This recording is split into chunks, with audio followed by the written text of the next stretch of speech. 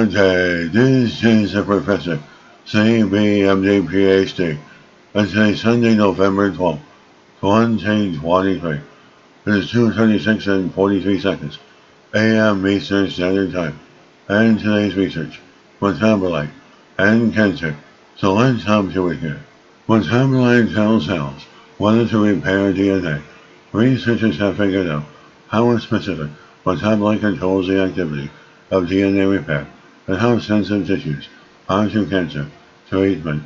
Date November 2nd, 2023. Source: University of Michigan. The findings show how a specific nucleotide metabolite called GTP controls responses to radiation and chemotherapy in an unexpected way. The scientific investigators and microbiologists learned that if you increase the cell's GTP levels, it makes it really resistant to radiation or chemotherapy. Lowering GTP levels, the cell becomes much more sensitive.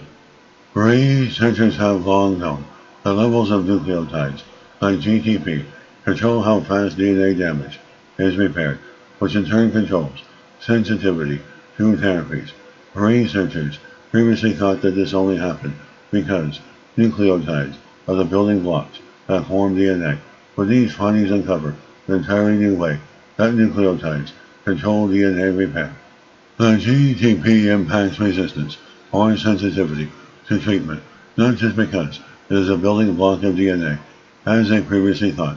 Instead of only affecting the physical structure of the DNA, it also acts as a signaler. The levels of GTP turn on a signaling pathway that gives cells instructions to repair damaged DNA. Researchers found this to be true for normal tissue, in addition to cancer cells. In the future, they'd like to develop therapeutics that leverage the relationship between GTP and DNA damage response, both to make cancer cells more sensitive to chemotherapy and radiation, and also to boost GTP levels to protect normal tissue from damage. The team of researchers have an ongoing clinical trial for patients with brain cancer focused on the role of GTP in treatment responses. These findings are fundamental biologic discovery and translates into clinical applications for this trial and potential future trials. They knew that depleting GTP might make brain cancers respond better to chemotherapy and radiation. Now these findings show why that is happening.